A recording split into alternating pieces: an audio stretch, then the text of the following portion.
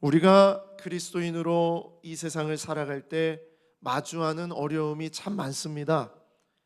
저는 우리 성도들과 대화를 나누면서 그런 어려움들을 이렇게 들을 때가 있어요. 목사님, 예수 믿는다고 제가 이 일을 언제까지 참아야 됩니까? 정말 내가 예수 믿는 것 때문에 내가 이걸 참아야 됩니까? 또 언제까지 저런 인간을 제가 기다려야 됩니까? 또 저런 사람도 정말 사랑하십니까? 뭐 이런 이야기들을 이제 들으면서 참 우리가 그리스도인으로서 이 세상을 살아가는 것이 정말 쉽지 않다, 이런 생각을 하게 됩니다. 그래서 이런 저런 어려움들을 모아보면 결국 두 가지로 구분해서 볼 수가 있다고 보게 됩니다. 하나는 우리 내면에서 일어나는 내적인 어려움이고, 다른 하나는 외부의 환경으로 인해 생기는 외적인 어려움이다. 그런데 놀라운 것은요, 하나님은 이런 양면의 어려움을 통해 우리를 계속 빚어 가신다는 거예요. 근데 우리는 종종 이런 내적인 어려움과 외적인 어려움, 우리 삶에서 일어나는 이런 여러 가지 어려움들을 가볍게 여기거나 아니면 그냥 외면하고 넘어갈 때가 많습니다. 그냥 담대하게 살면 되지, 당당하게 살면 되지, 그냥 이런 말로 그냥 넘어가 버려요. 근데 해결이 안 됐어요. 그렇죠?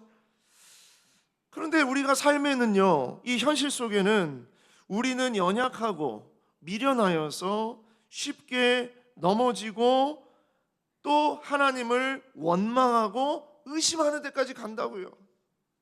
내가 주님을 정말 온전하게 의지하면서 주님을 믿겠습니다, 세상을 이렇게 살겠습니다 라고 얘기해 놓고서도 삶의 현장에서는 무너지고 넘어지고 어렵고, 그러다 보면 하나님을 원망하고, 그러다가 하나님 정말 계신 거 맞습니까? 저랑 함께 하시는 거 맞습니까? 라고 그렇게 의심하기도 합니다. 여러분, 지난주 말씀을 기억하고 계십니까? 에스라서를 시작하면서 상황과 마음을 움직이시는 하나님을 함께 살폈어요. 하나님은 바벨론 포로 70년의 절망 속에서도 약속을 잊지 않으셨고, 세상의 이 왕들의 마음을 움직이시면서 하나님은 하나님의 나라와 하나님의 백성을 다시 세우고 회복시키셨다고 말씀드렸습니다. 그런데 단 일주일을 살아도요, 그 믿음이, 그 말씀이, 그 말씀대로 우리가 온전히 선다는 것이 얼마나 어려운지 몰라요.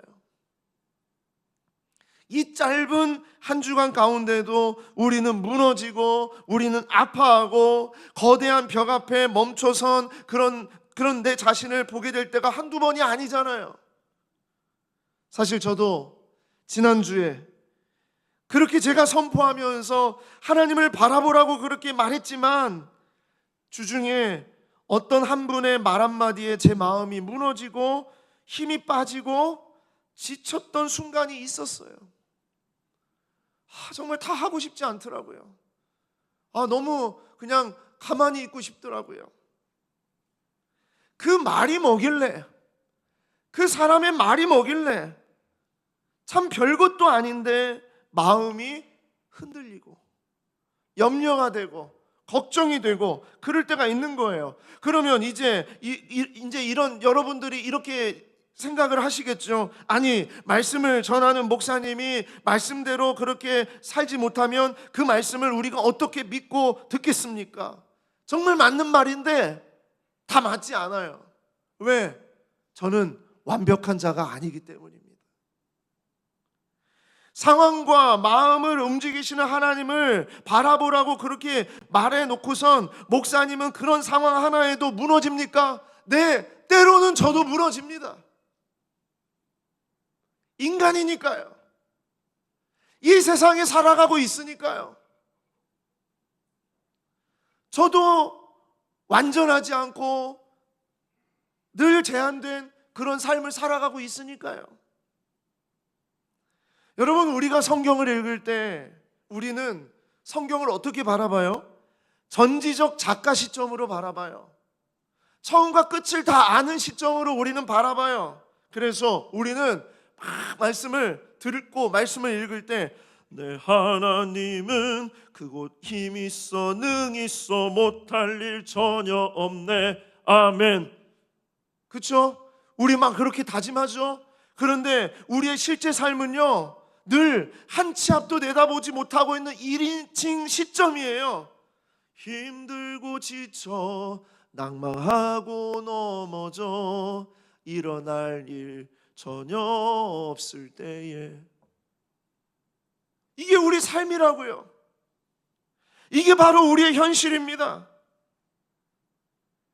그래서 성경은 우리에게 전지적 작가 시점으로 하나님의 능력과 인도하심과 약속의 성취를 계속 증언하고 계시지만 그 구절과 구절들 사이에 그 세상 속에 그 이야기 사이사이에 껴있는 그때 그 시대의 그 사람들의 삶의 이야기를 다 우리는 바라보지 못하고 있기 때문에 우리가 때로는 착각할 때가 너무나 많아요.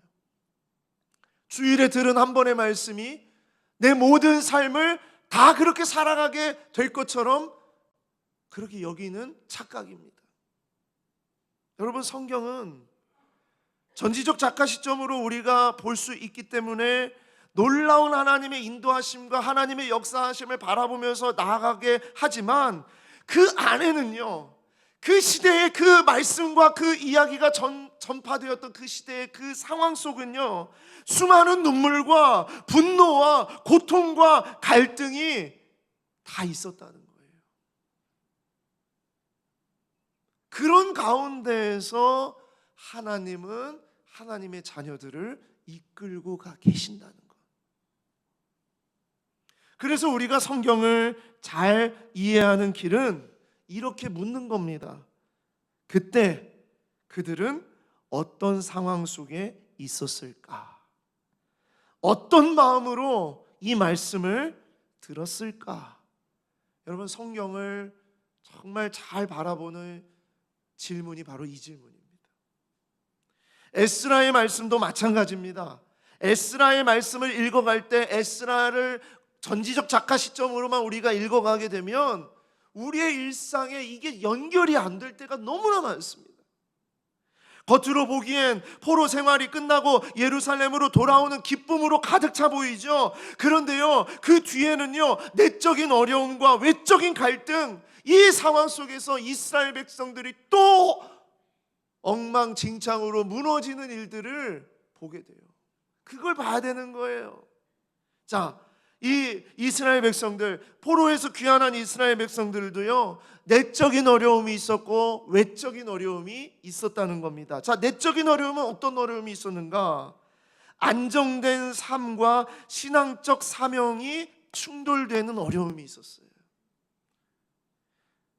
여러분, 바벨론에서 70년을 있다가 황폐하고 아무것도 없는 예루살렘으로 돌아올 때 이스라엘 백성들의 질문이, 이런 질문이 없었을까요? 예루살렘으로 돌아가는 게 정말 좋은 일일까? 그런 질문 해보신 적 있어요? 그냥 70년 만에 포로에서 이제 돌아왔다, 너무 기쁘다. 여러분, 우리가 그 상황이 되어보세요. 70년 동안 바벨론에 있었어요. 당시 세계 최강의 나라의 수도에 있었어요. 바벨론에서 가문을 이루면서 안정된 삶을 살던 사람들이 모든 걸 내려놓고 폐허가 된 예루살렘으로 돌아온다는 건 안정된 삶을 포기하고 헌신과 희생의 길을 선택한 거 아니겠습니까? 이 페르시아의 문화는요, 이 속국들, 작은 나라들에 대한 문화를 그냥 막 아수르처럼 그냥 그런 문화들을 막 뭉개버리는 그런 문화가 아니었어요. 페르시아의 문화는요, 존중하는 문화였어요. 그래서 바벨론 안에서 이 정말 유대인들이 자기들의 뿌리를 그 안에서도 이렇게 내릴 수 있도록 했던 문화였어요. 그래서 바벨론의 풍요와 바벨론의 그 문화에 익숙해진 이들에게 무너진 성전과 황폐한 땅은 결코 낭만적인 귀향이 아니란 얘기예요. 실제로 이 바벨론에 살고 있었던 유대인들은 학자들이 봤을 때 약 30만 명으로 그렇게 추정을 합니다. 어떤 학자는 50만 명까지 추정해요. 왜냐하면 70년 동안 이 유대인들이요 3대의 뿌리를 내렸기 때문이에요. 3대. 그런데 유대인들이 그냥 한 아이 낳기 하는 그런 운동했던 그런 사람들이 아니에요. 하나님이 주신 자녀를 낳는, 정말 주시는 대로 낳는 백성들이었어요. 그래서 이 유대인들이 3대를 지나면서 바벨론에 지금 살고 있었던 유대인들이 어떤 사람은 30만 명, 어떤 사람은 50만 명까지 얘기합니다. 그런데 우리가 에스라를 읽을 때 이 에스라 말씀에 1차 귀환, 2차 귀환, 3차 귀환 이런 말씀들이 이제 담겨져 있는데 1차 귀환 때 가장 많이 이들이 왔어요. 그게 바로 에스라에 담겨져 있는 말씀인데, 수르바벨과 함께 예루살렘으로 돌아온 이 사람들이 몇 명인 줄 아십니까? 종들까지 합쳐서 5만 명도 안 됩니다. 그리고 2차는 약 5천 명, 3차는 느헤미야와 함께 왔던 소수의 지도층들. 그러니까 바벨론에서 다 온 게 아니에요. 그만큼 내적 갈등과 두려움이 있었고 돌아오는 것에 대한 그런 마음의 어려움들이 있었다는 얘기입니다. 그래서 소수의 사람들이 온 거예요. 많지 않은 사람들이 온 겁니다. 집안에서 바벨론에 살고 있는 유대인의 가정에서 막 회의를 했겠죠. 3대가 모여서 회의를 했겠죠. 야, 이제 우리 예루살렘으로 돌아간다. 할아버지 할머니가 이제 자녀들에게 얘기합니다. 야, 우리가 드디어 예루살렘으로 돌아간다. 이제 모든 거 정리하고 예루살렘으로 돌아가자 라고 얘기하니까 자녀들이 말합니다. 할아버지 할머니만 가면 안 될까요? 우리는 지금 바벨론의 명문대를 다니고 있는데, 우리는 지금 바벨론에서 사업이 지금 얼마나 잘 되고 있는데, 우리는 지금 이 지역에 지금 유지인데, 지금 내가 이곳에서 정치적인 어떤 그런 자리를 맡고 있는데 어떻게 우리가 갑니까? 그냥 아버지 어머니만 좀 가시면 저희들 그 늘 왕래하면서 좀 그렇게 하겠습니다. 여러분, 만약 남북이 뭐 통일이 된다든지 어떤 상황이 되어가지고 우리 북에서 내려오신 분들이 다 이제 우리 다 같이 북으로 다 올라가자라고 하면 여러분 가겠냐고요. 지금 이 터전이 어떻게 돼 있는 터전인데 가겠습니까? 그런 어려움 가운데에서 종들까지 합쳐가지고 5만 명도 안 되는 사람들이 예루살렘으로 향하고 있는 거예요. 그냥 낭만적인 이야기가 아니라는 거죠. 또 하나 어떤 어려움이 있었겠어요? 외적인 어려움이 있었습니다. 이 외적인 어려움은 뭐냐? 기존에 예루살렘에 살고 있는 이 정착민들과 포로에서 귀환하는 사람들이 갈등이 일어나겠어요? 안 일어나겠어요? 일어나겠죠. 70년 동안 예루살렘에 남아있던 사람들, 70년 동안 무너진 성벽과 성전 옆에서 밭을 일구고 또 이 땅을 일구고 집을 세우고 건물을 세우고 그렇게 하면서 이제 어느 정도 터전을 이렇게 살았던 이 사람들이 있었는데, 여러분 포로에서 사람들이 돌아온다고 생각해 보세요. 어떻게 됩니까? 불편한 일이에요. 지금 땅 문서를 가지고 말해야 될까요? 아니면 70년 전에 땅 문서를 가지고 말해야 될까요? 이 땅은 우리 땅인데, 여기가 우리 집이었는데, 그럼 어떡할 겁니까? 그러니까 분쟁이 생길 수밖에 없어요. 아니나 다를까 에스라의 말씀에 이 싸움, 이 어려움이 드러납니다. 특별히 그 예루살렘의 정착에 있었던 사람들 가운데 또 이 북쪽에 사마리아에서 온 사람들도 있었고, 또 그 당시에 이 북쪽에 이 북이스라엘이 먼저 200년 전에 무너진 다음에 그 땅 가운데에서 아수르에서 막 사람들이 오고, 그 다음에 또 뭐 아수르로 끌려가고 그러면서 이 북이스라엘이 막 혼합이 되어 있었잖아요. 근데 이 사람들이 이제 남유다가 멸망하니까 그 사람들이 또 남유다에도 막 내려와가지고 예루살렘에도 같이 살고 막 이런 일이 벌어졌던 거죠. 그러니까 포로에서 돌아온 사람들이 성전을 짓겠다고 했더니 이 땅에 살고 있었던 사람들이 뭐라고 말해요? 야야야야, 우리도 그거 같이 지으면 안 될까? 우리도 지분이 있어. 우리도 70년 동안 이 땅 우리가 지켰어. 우리도 여기서 하나님을 숭배했어. 우리도 예배했어. 우리가 물질이 있잖아. 우리가 도와줄 수 있잖아. 그러니까 우리도 같이 성전 짓게 해달라고. 그 이야기가 4장에 나오는 이야기예요. 그런데 1차 귀환했던 스룹바벨과 족장들은 어떻게 해요? 단호하게 거절합니다. 단호하게 거절합니다. 왜냐하면 함께 하자는 그 마음은 알겠지만 그 속에는 그들은 대적이었기 때문이에요. 우상을 숭배하는 대적들.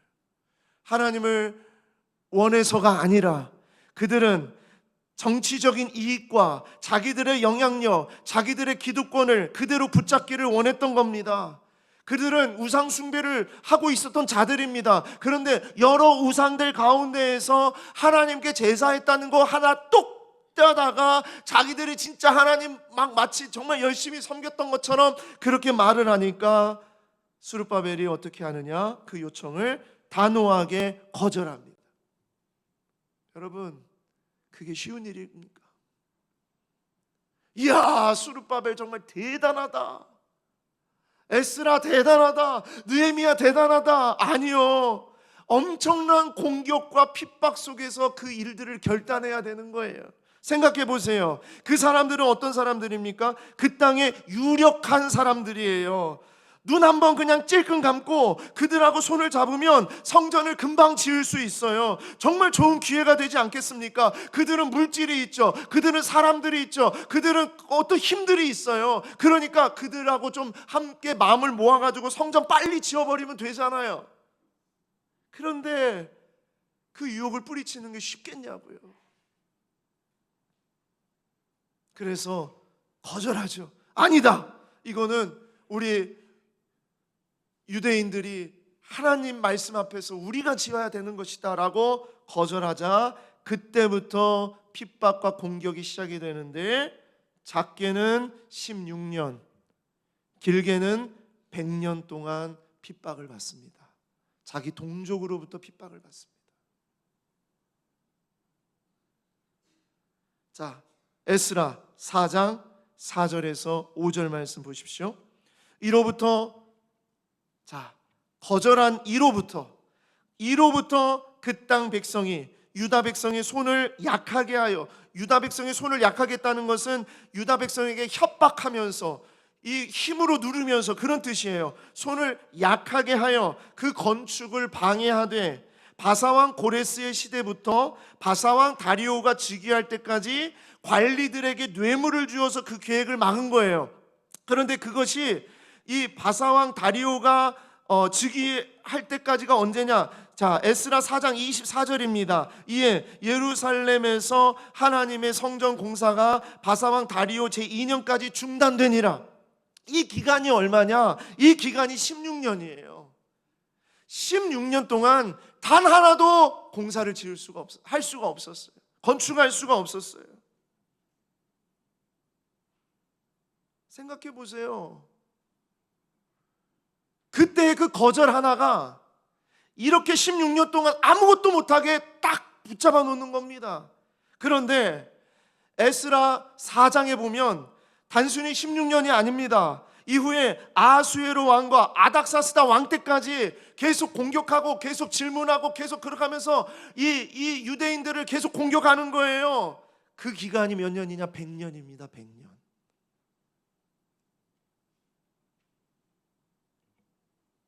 별짓을 다하면서 방해해요. 얼마나 힘들었겠습니까? 근데 저는 여기서 참 신기함을 느꼈어요.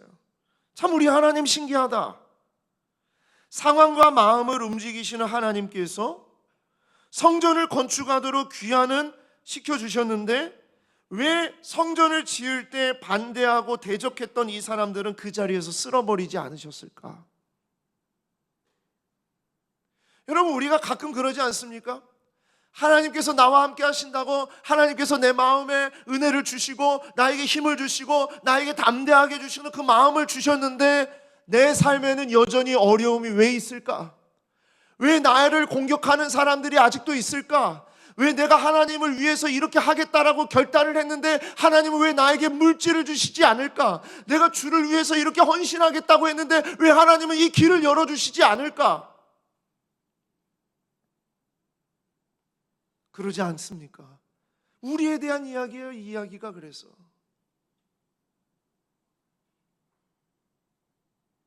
그러면 이 16년 동안 멈춰 있었던 성전 건축을 못하고 있었던 16년 동안 이 유대인들은 뭐하고 있었을까요? 1번, 바벨론으로 다시 귀환했다. 2번, 예루살렘에서 자기들 잘 먹고 잘 살려고 애썼겠다. 몇 번입니까? 몇 번일까요? 2번입니다. 2번이에요. 방향을 어디로 트느냐? 그러면 성전은 지금 건축하는 거 하지 말고 우리 여기서 우리 집이나 좀 잘 세우자. 우리 먹을 거나 좀 잘 챙기자. 그렇게 되는 거예요. 열심히 기도하고 성전을 짓게 해달라고 하나님의 말씀을 우리에게 다시 허락해 달라고 그렇게 매달리는 것이 아니라, 하나님을 붙잡는 것이 아니라 자기 생존과 안락한 삶에 집중하게 됩니다. 그게 인간이에요. 자, 그 말씀이 학개 1장에 적나라하게 드러납니다. 학개 1장 2절 한번 보십시오. 만군의 여호와가 이같이 말하여 이르노라. 이 백성이 말하기를 여호와의 전을 건축할 시기가 이르지 아니하였다 하느니라. 뭐냐면 자기들 속으로 그렇게 말하는 거예요. 야, 건축할 지금 시기가 아닌 것 같아. 하지 말자. 뭐 굳이 그냥 저 사람들하고 싸워가면서 뭐 이걸 해야 돼? 이건 하지 말라는 뜻이야. 성전을 지으라고 보내셨는데 성전에 대한 의지를 상실해버리는 겁니다. 그 다음에 3절입니다. 여호와의 말씀이 선지자 학개에게 임하여 이르시되 이 성전이 황폐하였는데 너희가 이때에 판벽한 집에 거주하는 것이 옳으냐? 판벽한 집, 이것을 바꿔서 말하면 판판하고 깨끗하고 좋은 집, 아파트, 정말 초호화 어떤 그런 주택을 말하는 거예요. 당시에 무엇을 말하느냐? 안락함을 추구하고 상당히 사치스러운 집에 거주하고 있었다라는 걸 말하고 있는 겁니다. 이 사람들이 마음이 어디를 향하냐? 그러면 우리 살 집이나 잘 짓자. 그리고 판벽한 집에 거주하는 거예요. 6절입니다. 너희가 많이 뿌릴지라도 수확이 적으며 먹을지라도 배부르지 못하며 마실지라도 흡족하지 못하며 입어도 따뜻하지 못하며 일꾼이 삭을 받아도 그것을 구멍 뚫어진 전대에 넣음같이 되리라. 16년 동안 이 백성들이요, 성전에 대한 의지를 상실하고 자기 잘 먹고 잘 사는 그런 사치스러운 삶에 집중하게 되면서 뭐라 하냐? 그런데 경제적으로 자꾸 자기들을 채우려고 하는데 허무함을 느끼는 거예요. 안 되는 거예요. 지금 포로에서 돌아온 백성들의 모습이 이런 모습이라고 말하고 있는 겁니다. 보세요. 그 땅에 살고 있었던 자들이든 아니면 포로에서 귀환한 자들이든 여러분, 이런 어려움 앞에서 다 무너지는 겁니다. 무너집니다. 이 사람들은 성전보다 자기의 집을 꾸미며 자기들 스스로를 합리화시켰어요. 그런데 여러분, 오늘 말씀은 무엇을 말하느냐? 하나님은 그 삶에 허무함을 경험하게 하셨고, 많이 뿌려도 수확이 적고 입어도 따뜻하지 못하고 일한 대가가 손가락 사이로 다 세어버리는 것 같은, 마치 마른 모래가 다 빠져나가는 것 같은 그런 인생이 되도록 보시면서 16년이 지나서야 하나님이 하시는 일이 뭐냐? 하나님은 학개와 스가랴를 그들에게 보내시는 겁니다. 16년이 그런 16년이었어요. 사람에겐 아무런 소망이 없다. 그렇게 포로 귀환시켜서 보내도 소망이 없다. 그것 깨닫게 하시고 16년 뒤에 중단된 성전 건축을 다시 하도록 하나님이 일하시는 겁니다. 자, 오늘 말씀 5장 1절과 2절 다 같이 읽도록 하겠습니다. 시작. 선지자들 곧 선지자 학개와 이또의 손자 스가랴가 이스라엘의 하나님의 이름으로 유다와 예루살렘에 거주하는 유다 사람들에게 예언하였더니, 이에 스알디엘의 아들 스룹바벨과 요사닥의 아들 예수야가 일어나 예루살렘에 있던 하나님의 성전을 다시 건축하기 시작하며 하나님의 선지자들이 함께 있어 그들을 돕더니. 아멘. 하나님의 성전을 다시 건축하게 하시는 것이 이 백성들이 아니라 누가 하셨다고요? 하나님이 하신 거예요. 우리는 그걸 봐야 됩니다. 16년 만에 시작된 성전 건축은 백성들의 결심이나 의지 때문이 아니었습니다. 우리에게는 소망이 없습니다. 인간은 아무리 몸부림쳐도 우리 스스로 뭔가를 할 수가 없습니다. 자기 중심적인 삶에 갇혀있던 이 백성들을요, 일깨우신 분은 하나님이신 거예요. 오늘 꼭 나누고 싶은 말씀이 이겁니다. 사랑하는 여러분, 우리를 다시 부르시고 우리를 다시 세우시고 우리를 다시 시작하게 하는 분은요, 하나님이시라는 거예요. 우리 때문이 아니라 하나님 때문이라는 거예요. 여러분, 우리가 마음이 무너져 있을 때가 있습니다. 우리는 완전하지 못하고 우리는 여전히 정말 넘어질 수밖에 없는 그런 존재예요. 그래서 주일에도 주님의 말씀을 붙잡고 주님을 의지하고 이렇게 살아가겠습니다, 저렇게 살아가겠습니다 결단하고 그렇게 파이팅 하면서 출발을 했다 하더라도 누군가의 말 한마디에 무너질 수밖에 없는 존재가 우리라고요. 그런데 이런 우리를 다시 살리시고 다시 일으키시고 그러면서 다시 주님의 일을 감당할 수 있도록 이끌어 가시는 그 힘은 우리에게 있는 것이 아니라 하나님에게 있다는 것을 말씀하고 있는 겁니다. 사랑하는 여러분, 우리가 마음이 무너져 있을 때 하나님은 어떻게 우리를 다시 시작하게 하실까? 오늘 이 말씀 속에 그것이 담겨져 있어요. 어떻게 하나님은 우리를 다시 시작하게 하시는가? 첫 번째로 하나님은 하나님의 사람을 보내주심으로 시작하게 하세요. 하나님의 사람을 보내주십니다. 다시 5장 1절을 보십시오. 선지자들 곧 선지자 학개와 이또의 손자 스가랴가 이스라엘의 하나님의 이름으로 유다와 예루살렘에 거주하는 유다 사람들에게 예언합니다. 또 2장 마지막에 하나님의 선지자들이 함께 있어 그들을 도왔다고 그랬어요. 여러분, 이들을 보낸 분이 누구예요? 하나님이세요. 하나님은 학개와 스가랴를 16년째 되는 날 보내셨어요. 하나님께서 다시 시작하게 하실 때 사용하시는 방법 중에 정말 너무나 놀라운 방법은 사람을 보내십니다. 반드시 사람을 보내십니다. 우리가 멈춰서 있는 자리, 마음이 무너진 그 자리, 또 내 것만 바라볼 수 없는 너무나 연약한 그 자리에 하나님은 사람을 보내십니다. 우리는 종종 사람 때문에 상처받고 지치기도 하지만 사람 때문에 다시 일어서는 것이에요. 하나님은 지금도 하나님의 사람들을 보내심으로 무너진 자들을 다시 일으켜 세우는 줄 믿습니다. 제가 수요일에도 말씀을 드렸습니다. 우리 TY 우리 가마치 통닭에서 후원하고 있는, 섬기고 있는 동역자 초청 선교대회에 제가 다녀온 이야기를 드렸는데 100명이 넘는 선교사와 목회자들이 그 자리에 함께 모였어요. 주제는 내 백성을 위로하라.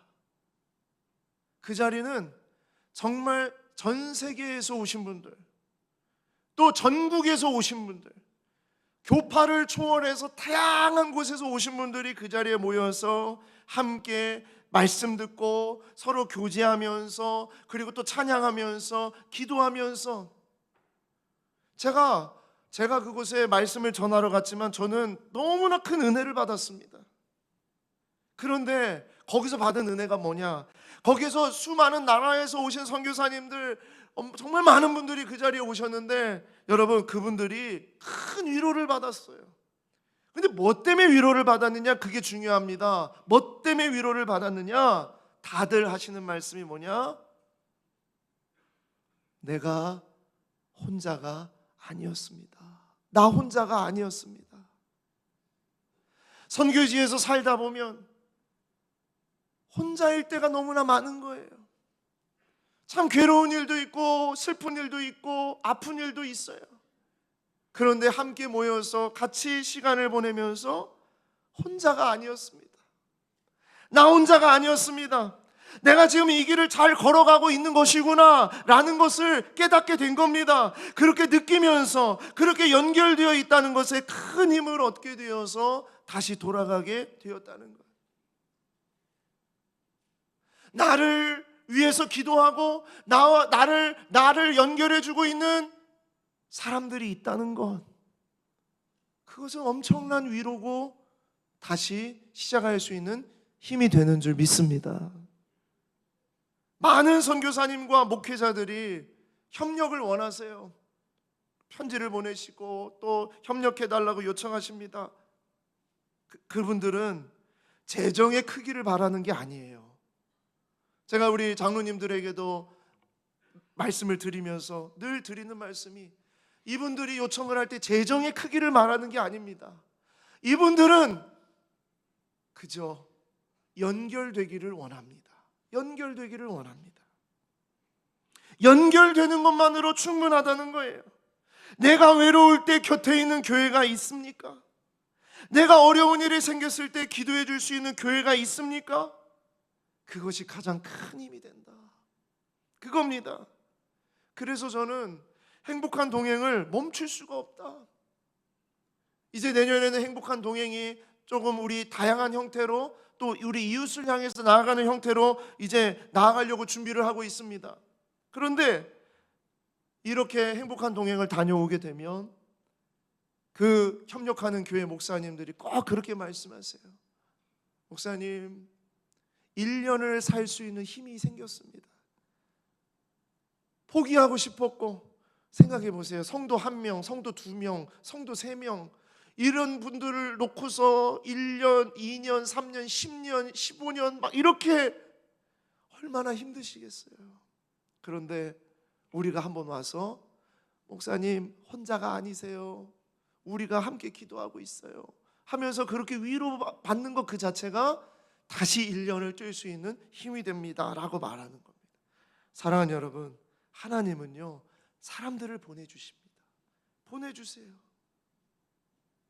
반드시 보내주실 겁니다. 그렇게 해서 하나님은 일으키신다. 두 번째로, 하나님은 어떻게 우리를 다시 시작하게 하시는가? 하나님의 말씀을 들려주시는 겁니다. 말씀. 자, 5장 1절 말씀 다시 보세요. 선지자들, 곧 선지자와 학개와 이또의 손자 스가랴가 이스라엘의 하나님의 이름으로 유다와 예루살렘에 거주하는 유다 사람들에게 예언하였더니, 뭐예요? 이 사람들이 와서, 선지자들이 와서 내 얘기할게, 세상 이야기할게, 그 얘기가 아닙니다. 뭘 얘기해요? 하나님의 말씀으로 예언을 하는 거예요. 하나님의 말씀으로 예언하는 거예요. 자, 학개 1장 1절은 이렇게 말하고 있어요. 다리오 왕 제2년 6째 달, 곧 그달 초하루에 여호와의 말씀이 선지자 학개로 말미암아 마지막에 대제사장 여호수아에게 임하니라. 백성들에게 이렇게 전했다라는 거예요. 여호와의 말씀이 임했다는 거예요. 하나님은 사람만 보내지 않으십니다. 그 사람의 입술에 하나님의 말씀을 담아서 보내시는 거예요. 다시 시작할 수 있는 진짜 힘은 하나님의 말씀에서 나옵니다. 환경이 달라져서 사람들이 힘을 내는 게 아니에요. 하나님의 말씀이 주어져서 힘이 나는 겁니다. 조건이 좋아진다고 다시 일어서는 건 아닙니다. 말씀이 들릴 때 그때 진짜 변화가 시작되는 거예요. 예언이 선포되고 말씀이 임하면 죽은 심령이 살아나는 역사가 일어나는 것입니다. 한 번은 정말 제가 몸과 마음이 지쳤던 어느 날이 있었습니다. 그 지난주가 아니라 예전에 어느 날 너무나 지치고 너무나 힘든 그런 날이 있었어요. 저도요 그런 날이 있습니다. 참 목회자들이 참 이런 말하기가 참 어렵잖아요. 그렇죠? 그런데요 목회자들도 마음이 무너지고 힘들 때가 다 있어요. 인간이니까, 사람이니까 있습니다. 그런데 그날이요 정말 너무나 힘들고 지치는데 제가 길을 걸어가고 있는데 우리 교회 한 성도님을 중간에 딱 만나게 된 거예요. 그 성도님이 막 달려오시더니 목사님 제가 목사님 만나고 싶었는데 너무너무 잘 됐네요 그러시는 거예요. 그냥 인사하고 그냥 그렇게 하고 지나가실 줄 알았는데 저는 마음이 천근만근 무겁고 힘들고 지치고 막 이러고 있는데 성도님이 오셔가지고 목사님한테 꼭 할 얘기가 있다니까요 막 이러시니까 또 얼마나 긴장이 됩니까? 또 어떤 얘기일까? 또 어떤 또 뭐 요청이 있나? 아니면 또 내가 뭘 잘못했나? 막 이런 생각이 있죠. 그런데 목사님 제가 정말 목사님 만나고 싶었어요. 제가 어느 날 기도를 하고 있는데 목사님 생각이 나는 거예요. 그러면서 목사라는 자리는 얼마나 힘들고 얼마나 어려울까 이런 생각이 팍 들었다는 겁니다. 그냥 살아가면서 몇 명 만나고 이런 사람 만나고 저런 사람 만나는 것만 해도 우리 삶이 참 힘들고 어려운데 수백 명의 사람들의 얘기를 이 사람은 이렇게 얘기하고 저 사람은 저렇게 하고 이렇게 얘기하고 얘기하는 것을 생각해 보니까 너무너무 힘들 것 같다. 자기는 절대 죽어도 자기는 목사는 절대 안 해야 되겠다 이런 생각을 하시는 거예요. 그러면서 그런데요 제가 그때 기도하고 있는데 하나님이 제 마음속에 그런 마음을 주셨어요. 위로하라고, 격려하라고, 가만히 있지 말라고, 가서 좀 이렇게 붙잡아 주라고 그런 마음이 있어서 목사님 한번 만나고 싶었는데 너무 좋아요 하면서 얘기하시는데 저한테 딱 그러시는 거예요. 목사님 담대하십시오. 그냥 그 자리에서 갑자기, 그렇죠? 목사님 담대하십시오. 두려워하지 마십시오. 앞장서서 가십시오. 저희가 함께 따라가겠습니다. 용기 내십시오. 화이팅! 그러더니 안녕히 가십시오. 그리고 가시는 거예요. 진짜 이상하죠? 뭐 저런 사람이 다 있어. 그럴 수 있잖아요. 그런데 그날 제 마음이 무너져 있을 때, 지쳐 있을 때, 괴로울 때 그건 그 성도의 말이 아니었어요. 예수님이 그 성도의 옷을 입고 그 모습으로 저에게 오셔서 힘들지? 어렵지?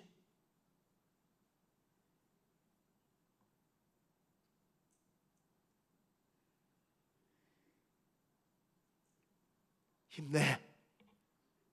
용기 내.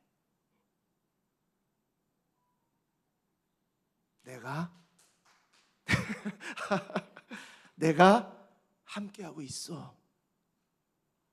그건 예수님의 마음이었어요. 예수님의 음성이었어요. 제가 우리 성도들한테 어떤 상담을 하면서 목사님 제가 회복이 되는 순간이 있었어요. 제가 용기를 내는 순간이 있었어요. 어느 순간이었는데요. 어느 날 누가 저에게 와서 저의 손을 꽉 잡아줬을 때였어요. 저에게 기도를 해줬을 때였어요. 저를 위해서 축복해줬을 때였어요. 제가 그런 얘기를 듣습니다. 하나님이 우리를 다시 시작하게 하실 때 하나님은 하나님의 말씀으로 우리에게 말씀하게 하세요. 들리게 하세요. 하나님의 말씀이 우리 귀에 다시 들리게 역사해 주실 줄 믿습니다. 마지막으로 하나님은요 늘 돌보아 주신다. 늘 돌보아 주셔요. 오늘 5장 5절 말씀입니다. 하나님이 유다 장로들을 돌보셨으므로 그들이 능히 공사를 막지 못했다 그랬습니다. 여러분, 대적자들이 이 공사를 16년 동안 막았어요. 자, 그런데 뭐라고 말씀하세요? 하나님이 유다 장로들을 돌보셨으므로. 자, 여러분, 이 돌보다라는 단어가 중요합니다. 돌보다라는 이 단어는 아람어로 쓰여 있는데 이 단어의 뜻은 이런 겁니다. 하나님의 눈이 유다 장로들 위에 있었다. 오늘 이 시간만 있는 것이 아니라 16년 동안 지도자들 위에, 그 백성들 위에, 하나님의 성전을 짓기를 원하는 그 백성들 위에 하나님이 눈이 있었다는 걸 말하고 있어요.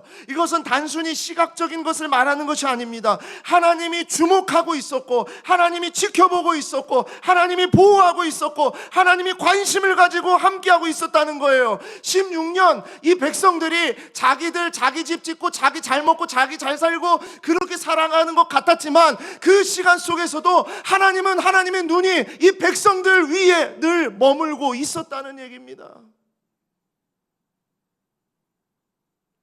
그러면 이런 생각이 들죠. 그렇다면 하나님은 왜 처음부터 지켜주지 않습니까?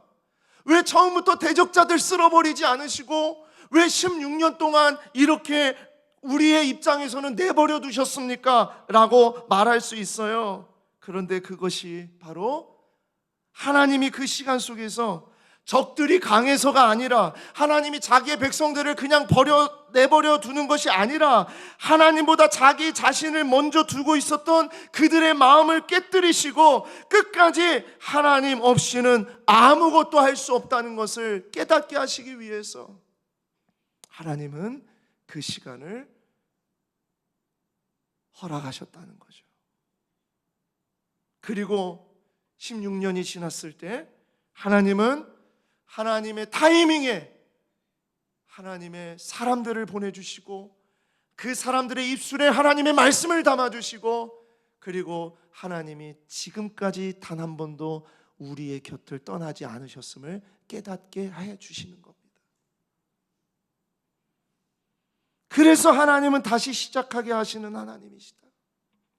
우리가 잘나서가 아니라 하나님께서 우리를 그렇게 오늘도, 어제도, 오늘도, 내일도 돌보고 계시기 때문에. 사랑하는 여러분, 말씀을 맺으며 오늘 이 말씀 속에 담겨져 있는 우리 주님의 마음이 무엇이냐? 다시 시작하게 하시는 하나님. 우리 하나님은 다시 시작하게 하시는 하나님입니다. 오늘 5장 2절 말씀, 이에 스알디엘의 아들 수룹바벨과 요사닥의 아들 예수아가 일어나 예루살렘에 있던 하나님의 성전을 다시 건축하기 시작하며, 다시 시작하게. 하나님은 결코 멈춘 자리에서 우리를 버리지 않으십니다. 사람을 보내시고 말씀을 들려주시고 하나님이 단 한 번도 우리를 떠나지 않으셨다는 그 깨달음을 우리에게 주시면서 다시 일어나게 하시는 거예요. 무너진 자리를 회복시키시고 멈춰 있었던 손을 다시 움직이게 하시는 것, 그분이 우리 하나님이십니다. 이스라엘 백성은 16년 동안 침묵과 무기력 속에 있었던 것 같지만 하나님은 그 긴 시간조차 헛되이 두지 않으시고 그들의 중심을 다듬으시고 믿음을 새롭게 하시며 오직 하나님만이 다시 시작하게 하시는 분임을 깨닫게 하신 것입니다. 우리의 삶이 그렇습니다. 때로는 기다림이 길고 무너짐이 깊지만 하나님의 때, 하나님의 타이밍이 오면 다시 시작하게 하실 줄 믿습니다. 하나님의 사람을 통해서, 하나님의 말씀을 통해서, 그리고 늘 우리를 돌보시는 하나님이 계시다는 것을 깨닫게 하심으로 반드시 다시 시작하게 하시는 하나님, 그 하나님을 의지하고 붙잡고 살아가는 여러분과 제가 되기를 소망합니다. 기도하겠습니다.